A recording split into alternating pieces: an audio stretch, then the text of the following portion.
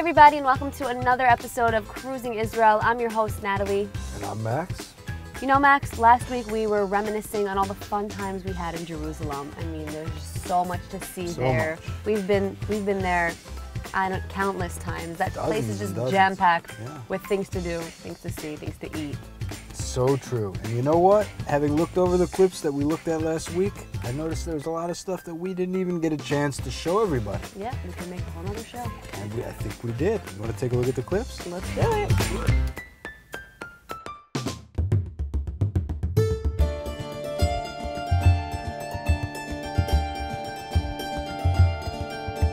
Nestled in the peaceful Jerusalem hills is the ancient village of Ein Kerem, which is known to be one of the most charming villages yet. Today we met up with Efrat, who's been living here for 17 years and knows the ins and outs of the village like only a resident could. We are staying in the most famous village in the area of Jerusalem. It's a home for 3 religions. I think one of the sites that is unique to Ein Kerem is this structure over there. What is that? Tell me about it. Beautiful. That church belonged to the Russian community. The beginning of that church started 150 years ago. Here we are in Mary Spring. In all Jerusalem, around Jerusalem, there are many springs that people came to take water from them. But here, around the spring, they built the village. We are walking in the main road of Ein Kerem, go directly to the most important church in the village. That church called St. John in the Mountains. It's a holy place because of the reason that St. John born in that place. Around the church there are nice houses. Some of them are artists that working here and open them houses for tourists. Besides for the famous churches and ancient history, the village boasts a wide range of galleries and unique workshops. We're now headed to meet a woman who opens her home to visitors for some tasty bites and interesting stories. Shalom! Hello, shalom! Hi, Natalie! Hi, wow, the oldest house in Ein Kerem. Exactly. Lovely. Welcome to my home. Thank you for having me. How old is this home? We have from the Bible time part, which is wine press. Wow. That the Jewish who lived here used to make wine for the Holy Temple. And we have one room from the Crusaders time. It's probably 1,000 years. And the rest, the house from here, from the 18th century and the 19th century. Wow, so there's many layers of history just in this one home. It's actually a really unique service that you provide, because what better way to explore a new city or a village or country than entering people's homes and seeing how they live, listening to stories, trying their food. Women from all backgrounds participate in this group, such as Muslims, Christians, Jews, religious and non-religious people. What are these Moroccan delicacies you prepared for us? Well, these goodies is not just flavors, it's stories, each one of them. This is Moroccan jams. This one is Marouzia. We call it the queen of the jams because it's made from very, very good raisins and almonds. Wow, looks great. And spices. Wow, it's very good. It's really nice that you are still keeping the culture alive. We then went to visit another member of the group, whose special talent offers guests a hands-on way to experience the artistic side of Ein Kerem. Hi! Hi! How are you? Wow. Fine, thank you. This is your workshop. Yeah, exactly. Wow, you see a lot of ceramic pieces all over the place. Oh my god, this looks a little too realistic. Yeah. All my sculptures are like this. And they are realistic, they are something of my world. Adina ceramics can be found in galleries all over the country, but for anyone wanting to experience the magic with the artist firsthand, a visit to her workshop is the only way to go. So what are we going to be doing today? Today we are working on the wheel. Yeah, we are working on the wheel. Okay. First I will wedge the clay, and then when I finish it, I throw it in the middle of the wheel. What are you making now? A vase. Now I make the handle of these pots. I took one, and I will make another one. You think I could do something like that?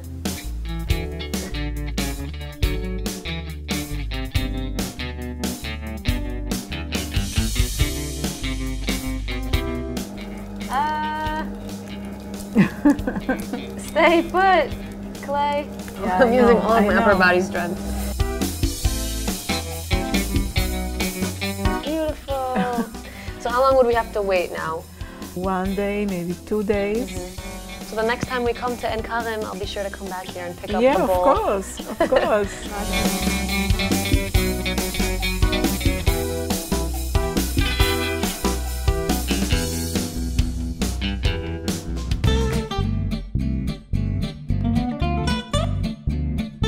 Here in the village, the stunning scenery meets that cool Jerusalem Hills breeze. So it's no surprise that Ein Karim is home to some great choices when it comes to dining out. Set in a two-story stone building featuring a wraparound balcony, Restaurant Karma sits atop a hill, directly overlooking the main street of Ein Karim. The restaurant has been around for over a decade and continues to impress with its high-quality dishes. Of course, we're making everything fresh here daily, from the salads to the pasta to everything. The chef designed a menu which combines both local and Italian ingredients, creating fusion dishes suitable for anyone who's looking for something special while dining out in style. This looks fantastic. Thank you. How do I go about eating this? Oh, yeah. No, hold the knife. Just cut it through the middle. Like a cake? Yeah. Yum. With that melted cheese and the tomato sauce.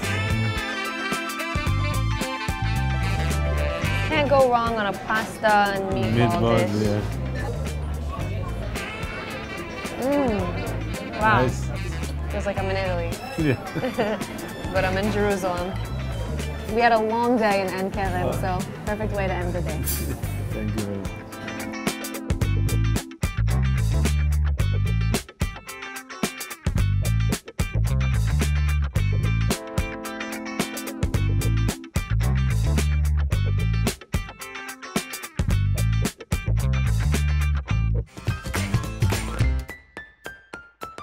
Yavel Jewelers is one of Israel's most prestigious jewelry brand, which is highly known for its high-end, one-of-a-kind collection.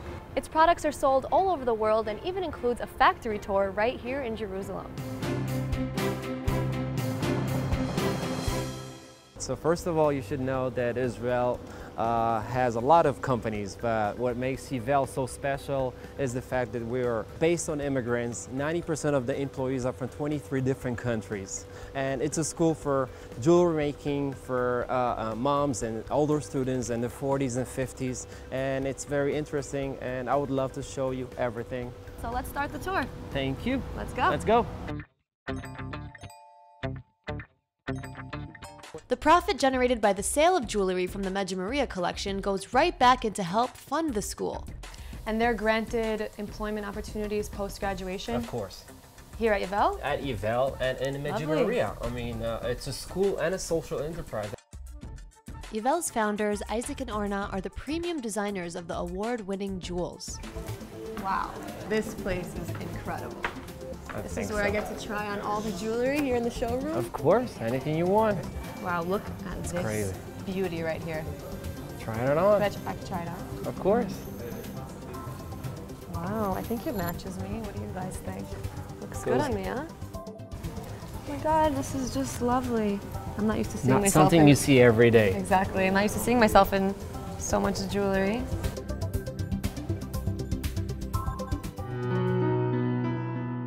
Now it seems as if we're leaving the modern showroom and entering the more ancient building. Does this hold significance in any way? It is. This part is 150 years old, and it used to be an inn on the way to Jerusalem. It was belonged to a Broza family. Wowza.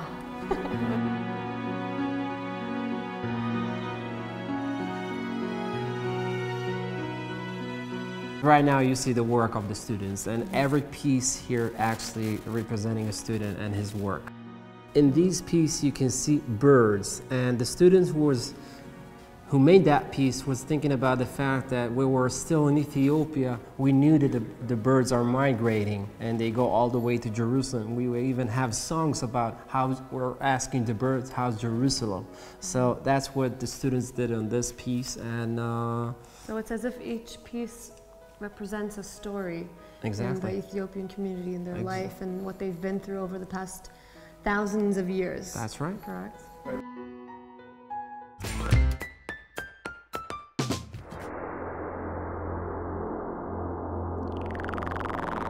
Israel is known for developing tactical defense techniques used all over the world. Due to Israel's unique security concerns, it's important to maintain a large, well-trained and vigilant security force. Just a 45-minute drive from Tel Aviv, we came to visit Kapon Defense, which offers licensed defense training for both professionals and visitors alike. Kapon Defense is staffed by some of Israel's most highly experienced and trusted defense instructors. Visitors can experience some of the same training techniques that Kapon teaches to Israeli law enforcement and counter-terror units. So it's time for a short lesson on firearms. So we will start with the safety. Safety first. Body. Body. Body. Point. Point. Finger out of the trigger. Finger out of the trigger. The point here. No, take it. Yeah. Very good. Take the shoulder to the front. Lower the cheek. And now you see the red dot? Yes. Okay, now squeeze the trigger gently while aiming. I'm scared. Yeah. Do it. Gently while aiming. Okay. Yeah. 1. Again. 2, 3. Okay. Now we're gonna do before firing. Okay, cocking the handgun, body, weapon, and bam, bam, bam, bam, bam, bam, bam, finger out, look at the chamber, go back. Body, weapon. Okay. First cock it a couple of times. Put your finger out when you cock it. Okay. Okay? Yeah. You're very good. Yeah. Mamash. Body, weapon. Focus on the front side, finger in, hard part. Okay. And go back. All right, now with bullets. Now with bullets. Now with bullets. Body, weapon. Focus on the front side. Go to the hard part of the trigger and squeeze. All right. Now I got it? Yeah, it's on the target, okay? On the target. I don't even see it. But sometimes it's when you're unarmed that you find yourself facing an armed attacker. Kapon Defense also offers training in Krav Maga, the most effective self-defense system originating from right here in Israel. Somebody wants to stab you, you want to stop it. Okay. You try, and I stop. Now this has to be super quick. Of course. Because if someone's coming to stab you, it's not going to be like... Yeah, it's going to be very quick. And from here, I'm going to grab it. Okay. Okay? After I stop the knife, and I take my lower body backwards, I go inside with strikes towards the face. Arm. I grab the arm.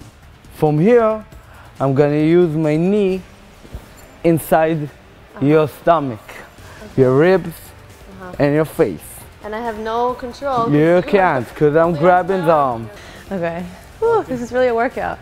Okay. It's not a workout yet. For me it is. 1, 2, bam. Bam. I remember that the #1 rule is to always run away, try to get out of the situation. If you can, the main idea is to stay alive. All right.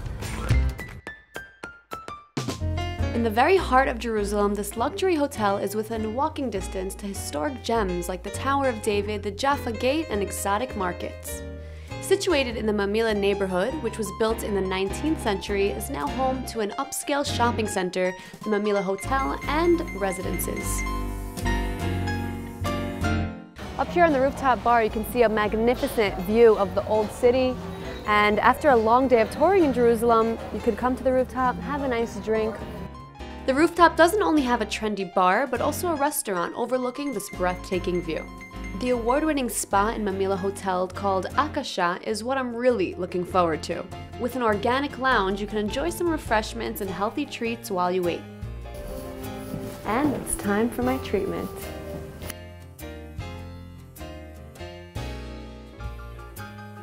Today, I'm getting a deep tissue massage. This concentrates on the deep layers of the muscles in the body and helps ease stress and tension. Alongside the finest upscale shopping mall of the city, Mamila Arlov Avenue, as well as the hotel, is all part of the Mamila project designed by renowned Israeli architect Moshe Safdie. The Italian interior designer Piero Lissoni combines different styles seen around the world into the hotel.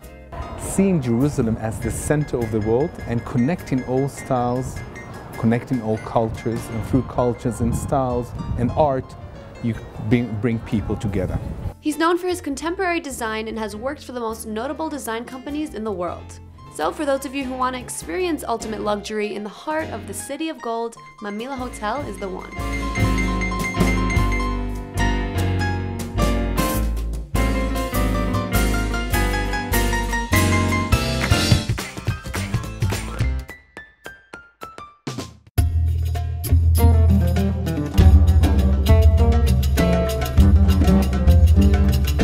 Today we're going to explore the picturesque pathways in the artist colony, where we'll find everything from embroidery to paintings and even Judaica art. We'll be able to see the art, meet the artists, and hear their stories. Locals and tourists alike flock to this great place to visit and peruse works created by multiple artists, all centered in one plaza. The artist colony was established by then Mayor Teddy Kollek. Our first stop is at a Judaica studio, where the artist combines traditional methods with advanced modern technologies. Hello. Oh, seems like we caught the artist in action. Shalom. Shalom. Sari has been here for over 20 years, following her graduation at Israel's prestigious Bezalel School of Art. So what are you working on today? I'm making a small ball from silver that was raised, and now I'm hammering it to have this smooth surface. Sari's work of art are made primarily of silver and brass. So this is a real traditional way of creating these designs. It's a lot of noise and labor, banging on the metal and silver. Yes, it's a traditional work, and I really love the work and the feeling of the metal. Visitors have a chance to stroll around from studio to studio to not only buy works directly from the artist, but to commission unique, one-of-a-kind items as well. The artist colony has been home to Israeli artists for over 40 years and is open to anybody passing through. Now let's check out some cool and unique embroidery.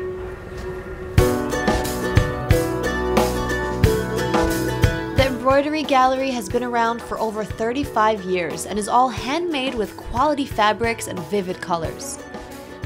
Upon entering the gallery, you'll find wall hangings, challah covers, talit and tefillin bags, and much more. So I'll bring you over to a chuppah. It's one of many chuppot that she's embroidered. We've got a purple one over here, but this one is everybody's favorite. Every stitch is hand embroidered, typical of Adina's work. She's left an open space to put the name of the bride and groom.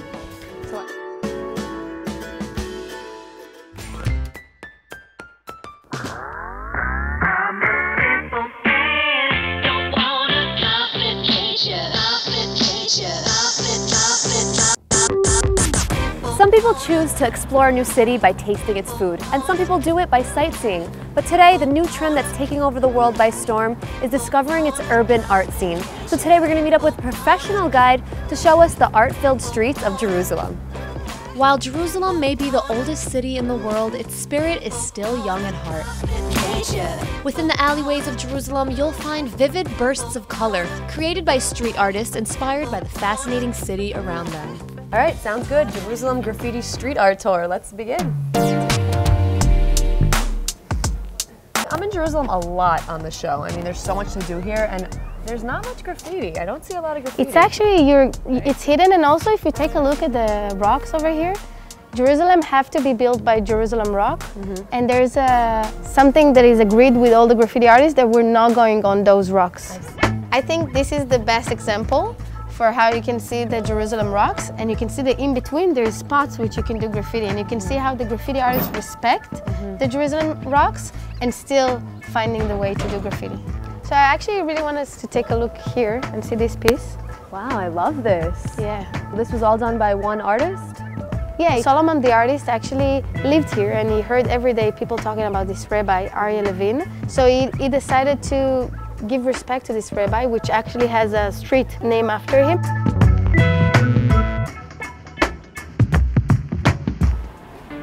So the next piece I want to show you is this one. You see what it says beneath it? You see the... Perfect.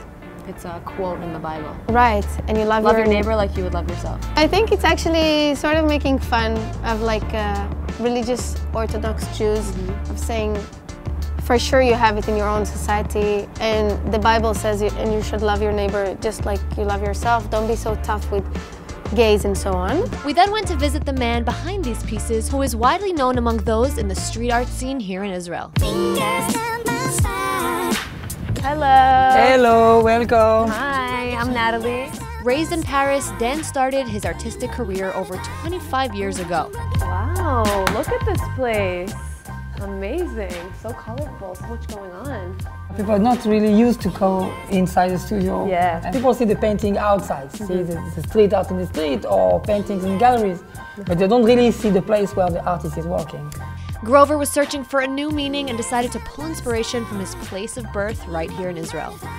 Most of my work is talking about Israel, about coming back to Israel, about understanding what's going on here, about history, the friendship between the US and Israel.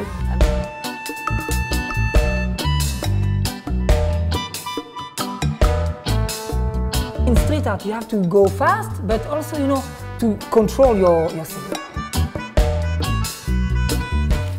Cool. Going outside, painting, taking different things, and using a lot of techniques. It's very fun and also very good for the soul, you know.